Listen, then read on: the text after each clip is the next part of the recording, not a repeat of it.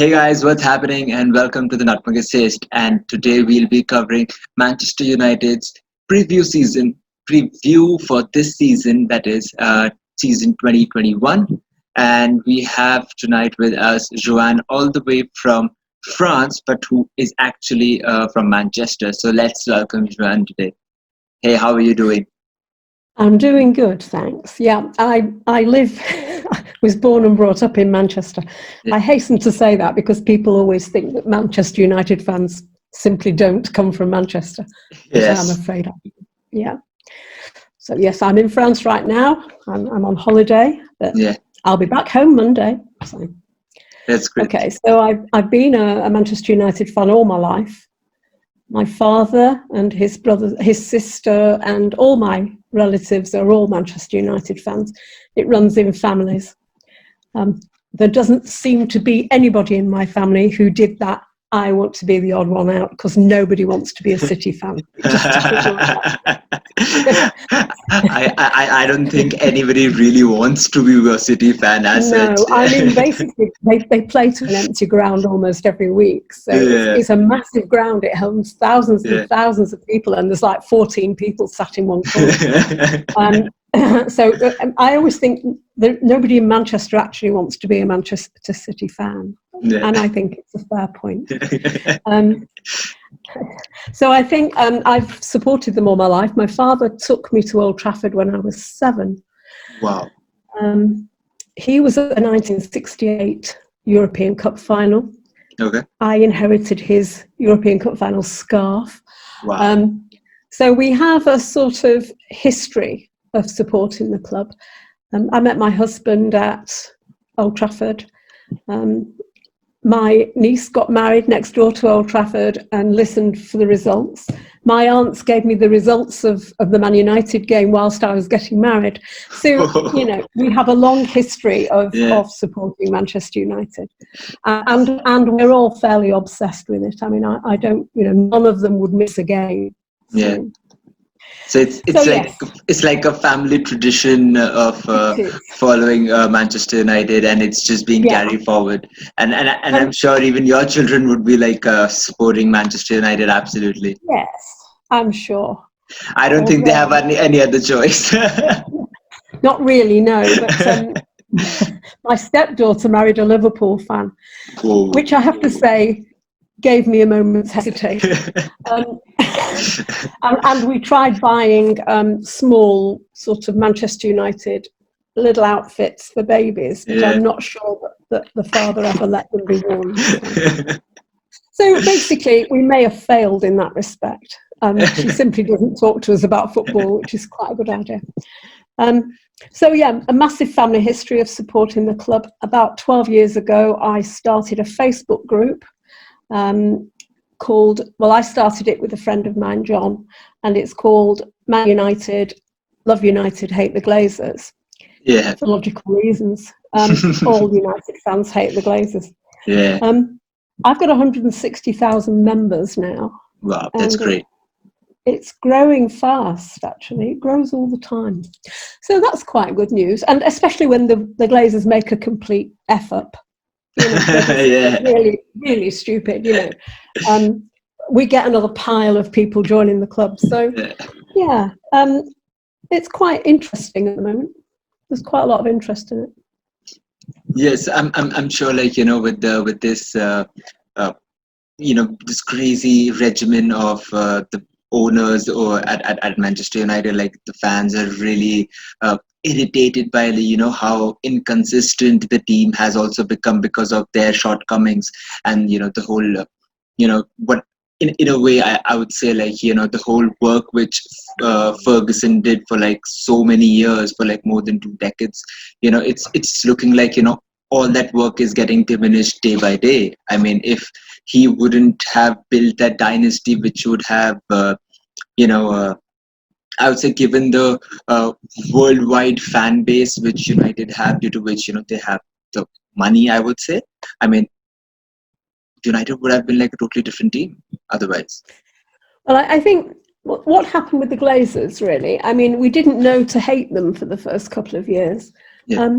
we didn't know enough about them. I mean, I think we were learning, but for a couple of years, we sort of said, okay, let's see what happens. But what we've realised over the years is that the Glazers have got into, well, it's a regime, really.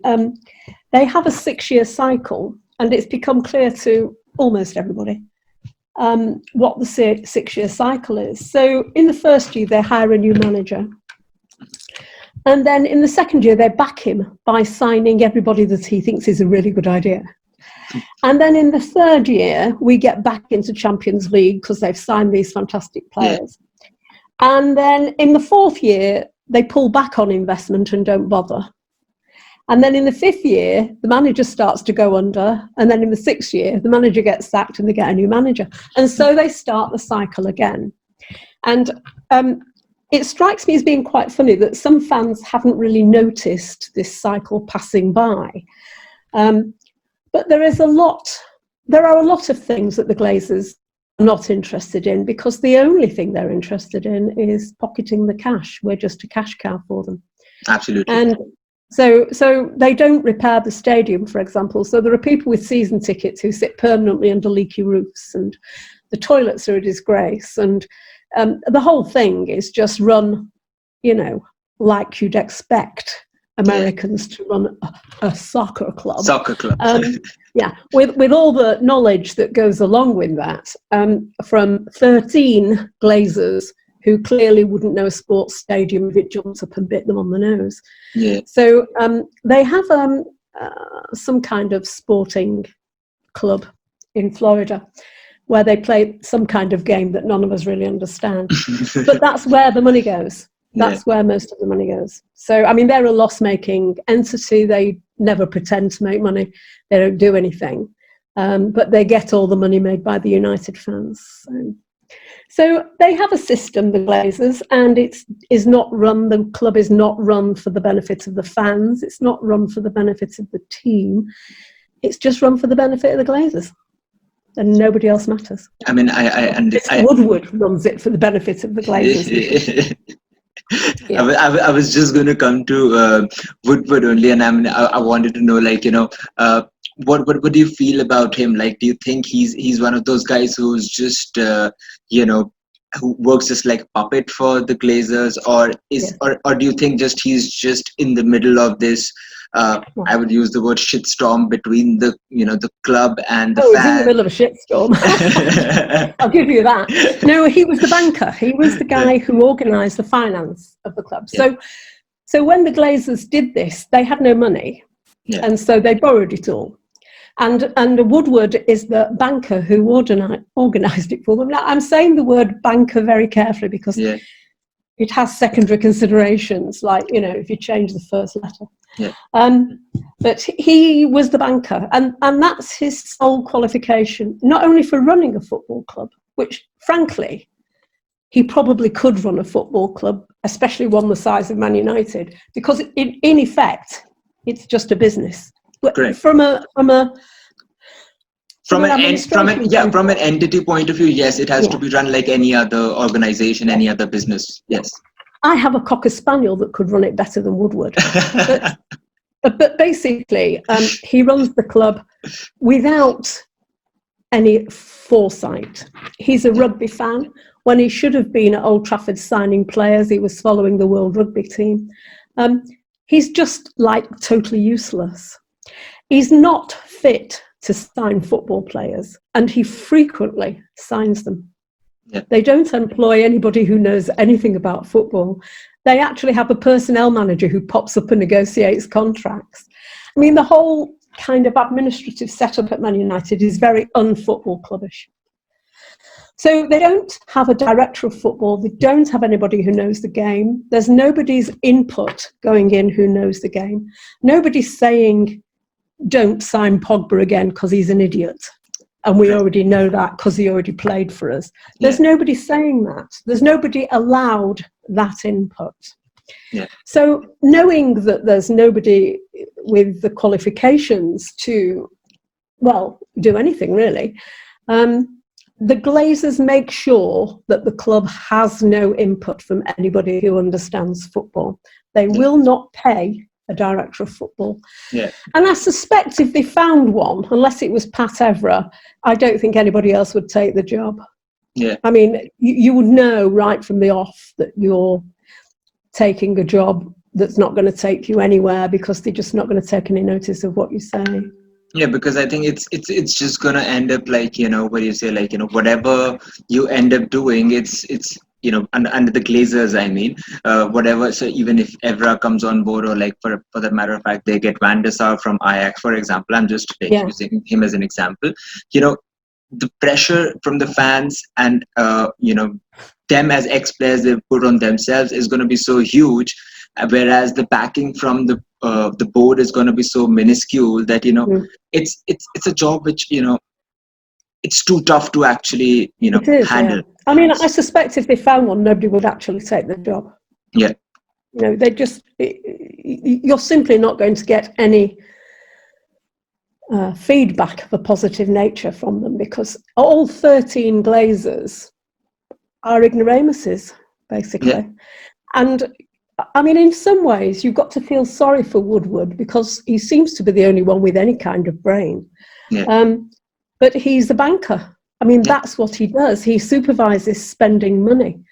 He does sign players because he believes what players, managers say to him. I mean, he's really not very clever, but he is taking notice of it. I mean, when he re-signed Pogba, I have no idea what went through his head. But I think it was more of like a marquee signing, from which I think he thought it was. I mean, basically, the bottom line here is that Manhole, the manager, told Woodward that he would recoup the price of buying Paul Pogba from T-shirt sales. I only know 3 people in the whole of Old Trafford that bought a Pogba T-shirt, because he is absolutely worthless. But it must have been a really interesting conversation between the banker and Minola Roller, the Manhole. The kind of people that nobody in football really has any time for, Woodward believes everything they say. Yeah. So he's easily fooled, and he's just not the right kind of person, but he knows how to bank money. Yeah. So we come to a season like this one where we are on, I think, where are we? Yes, year 4, we're pulling back on investment. Correct. There's no investment money. All that will happen is that the money will go out in dividends to the Glazers. Nothing will change in that respect. And that's all that will happen this year. I mean, I think it's highly unlikely we're going to buy anybody worth buying. Yeah, we might buy a defender, I think, but I mean, it's quite difficult, isn't it? When you can't score goals, there's not much point in worrying about defending against them. So, I totally understand your viewpoint, and I mean, from what I have seen of Manchester United in the past few years, is that the most glaring thing is that there is no setup from top to bottom. Like you won't see any kind of cohesion, so you don't see there's any kind of club philosophy. Like the club philosophy used to be about the academy. It used to be about bringing players. I mean that used to be, as I say, the United way of doing things. But if you look at it, like even Van Gaal, I think gave more than like 8 or 9 players their debuts when he was managing United. But we've seen that not a lot of them were up to the mark, I would say, or probably the PL level quality players. But we have seen that how good Rashford became. He's I think he's one of the most important players in the United team, and not taking away anything whatever he has done off the field for the children and for all the homeless people there in the UK. I mean that is just phenomenal work. And I think if you look at it, I think it's kind of trickles down to as a good PR for United as well. in a way, if you look at it. Yeah, it's a sort of accidental PR that they take advantage of. Yeah. I mean, I don't think it's got anything to do with United. In fact, I'm damn sure it hasn't. But basically, yes, they do take advantage of it. I mean, they took advantage of it during the COVID lockdown, you know, by picking the words NHS out of Manchester United.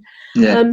They're quite good at taking advantage of, well, I mean, if you look at more or less anything which happens these days, it happens with a lot of chat, a lot of chatter on social media.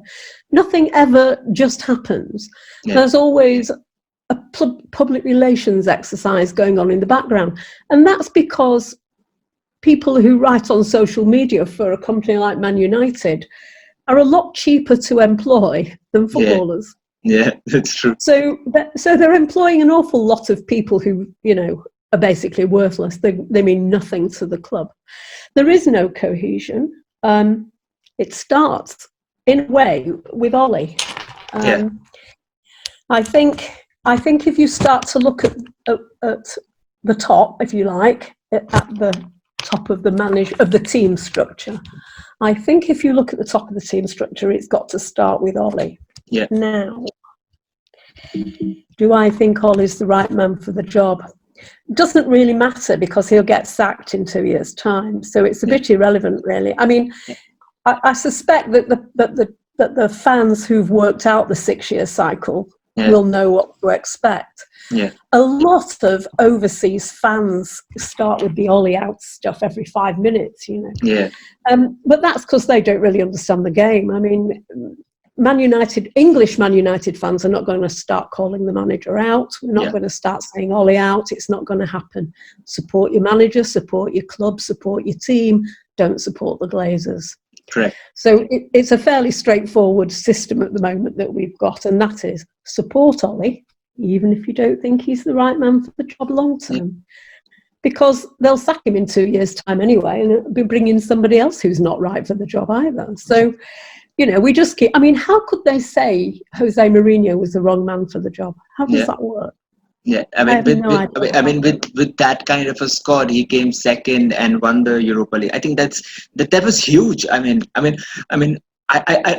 know, like, why people think of Mourinho as a failure at United. I mean, as he himself said that, you know, it was the most toughest job he had ever done in his history of management, and it's. But true. I think it's the toughest job because he was not getting the backing of the board. Yeah, and that's how it goes all the time. None of the managers get the backing of the board after the first 4 years. So the whole thing is to keep the brand of Man United going. So they keep the brand name high by using social media. I mean, Woodward, on the 4th year, like this year, he goes through this whole, I'm negotiating for this player and I'm negotiating for that player. And then you wait with bated breath for him to blame somebody else as to why it all fell through.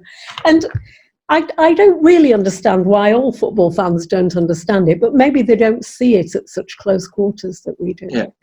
But what if you know, just saying, like, you know, if, say, for example, Manchester United this season actually do a good job. I mean, with respect to Ole, I'm speaking, and, you know, he does a good job, say, for example, going into, say, anything beyond the quarters of Champions League would be a success, in my opinion, keeping in mind where United is coming from in Europe in the past 3-4 years, and anything like in the top 3 would be a success. So do you think that if something like that happens this season, that, you know, you would say that Ole has done a good job, or do you think he's fit to do that? Oh, I think he may do a good job, but I don't think it'll make any difference to the 6-year plan. Yeah. I mean, I think he may. As we said with Jose Mourinho, he did a perfectly good job. Yeah. I mean, he won the Europa, second in the league. I mean, he did all these things and still he got sacked. And he got sacked because, well, the reasoning was that the board had stopped backing him.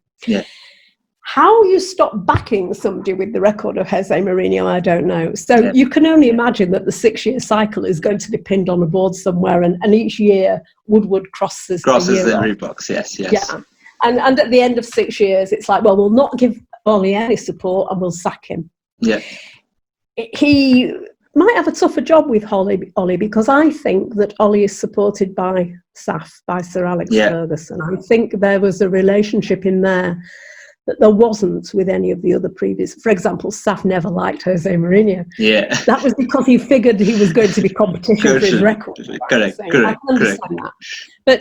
But I think whilst Sir Alex is still on the board at United, I think they might have a bit more trouble getting rid of OGS. I think, you know, that SAF's second in command, Mickey, was the tough man for SAF, and now he's the tough man for OGS. Yes. I think that's deliberate. Yeah.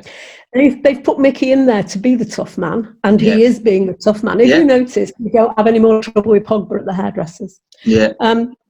The whole thing has calmed down in a big level, but it doesn't stop the people sat in the marketing department at United tapping out nonsense during the transfer window. Yeah. It's nonsense. You know, let's go and pay 250 million for Sancho. Well, we're going to have to negotiate the price. Well, you won't negotiate the price. Well, nobody's negotiating. Well, then let's call it a draw. Okay, let's not bother. That's how it goes every time. And that's the fourth year, you know, we're here on year 4 and here we are. So I just think that the whole system is screwed up, really. It's time the British government got their act together, and perhaps without COVID. We were only discussing this yesterday, that COVID has, you know, screwed up the world. Yeah. But I think it's time the British government really got their act together and made it so that the sporting clubs in the UK have to be 51% owned by the fans. Yeah. There can be no other way of getting rid of the Glazers. Yeah. Everybody keeps saying, oh, there's an Indian guy who's got a lot of money and he's going to buy it. Yeah, he's not. He hasn't got that much money. It seems like a lot of money in India. It doesn't seem like a lot of money in the UK. There's a whole kind of, I don't know, a feeling of defeat.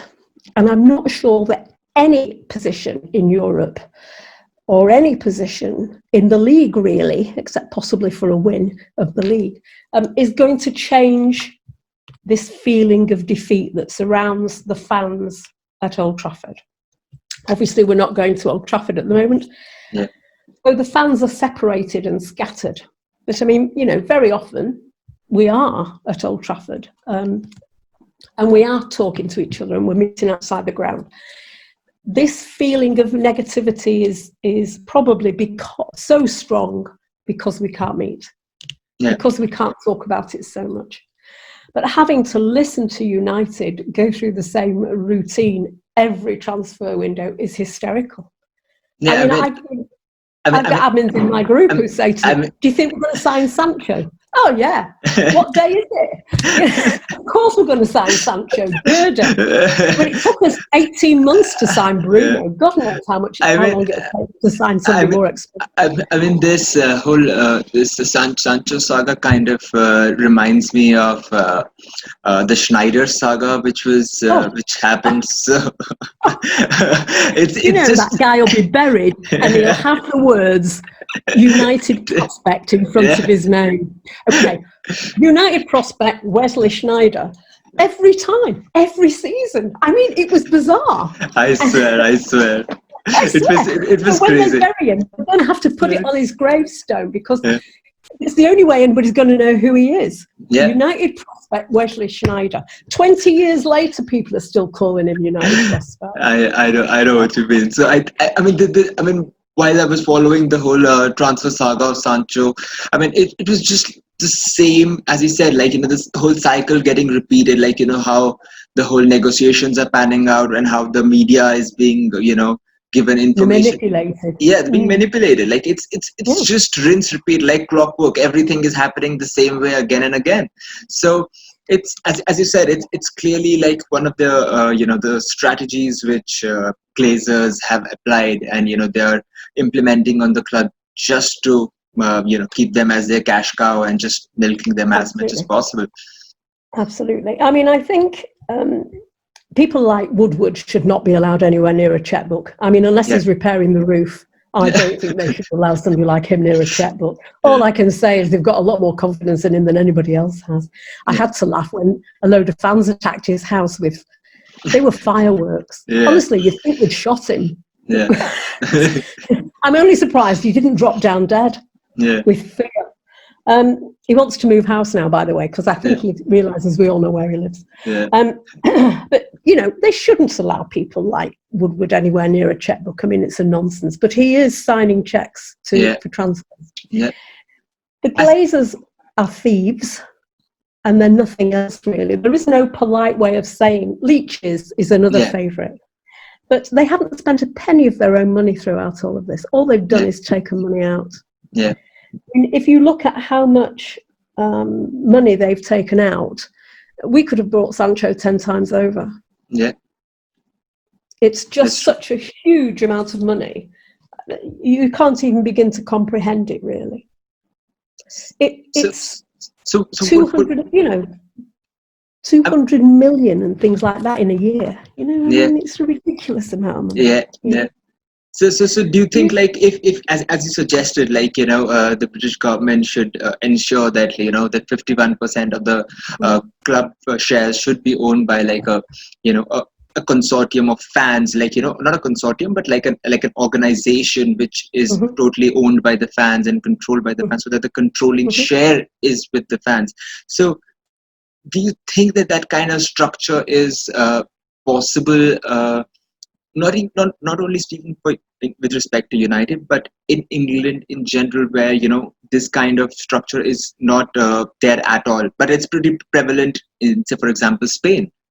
It's in Spain and in Germany. I mean, in Europe in general, and at the moment, we're Brexit, so we're not that enthusiastic to follow the Europeans. But to be honest, there is no other working method, a method that would work where a club would be run for the benefit of the fans. And we're the people who put the money in. It's our money the Glazers are stealing. And I hasten to say my T-shirt is not Glazers. It's an Eric Cantona T-shirt from 2005. No, it's an Eric Cantona T-shirt from a long time ago. I have not spent a single penny with United since the Glazers bought the club, and neither should anybody else be buying shirts and T-shirts and pairs of socks and any kind of merchandise, basically. Any kind of merchandise is not there. No real fans should be watching MUTV. They show us nothing. They got rid of the only decent presenter because he let somebody say how crap the Glazers were. Basically, they're in control. They're in control. The marketing department is in control, and they just want to stay in control. And that's the only way they can take the money out. If you follow on Twitter a guy called Swiss Ramble, I do. Okay, I do too. Bottom line for that is he will tell you all the real numbers. And when you look at the real numbers, it's really, really frightening. It is. So like, I think the Twitter thread of all the PL clubs which Swiss Ramble released, I think a couple of weeks or 10 days or so back. I mean, I think the most interesting numbers were of, I'll say, City and United both. Like, for City, it was like, their sponsorship money which was there. It's a new word. It's a new name. So and the most important part for United was the the dividends, which of course the Glazer family was taking back home. I mean, it was insane. I mean, how is that happening to one of the biggest clubs in the world? It's crazy.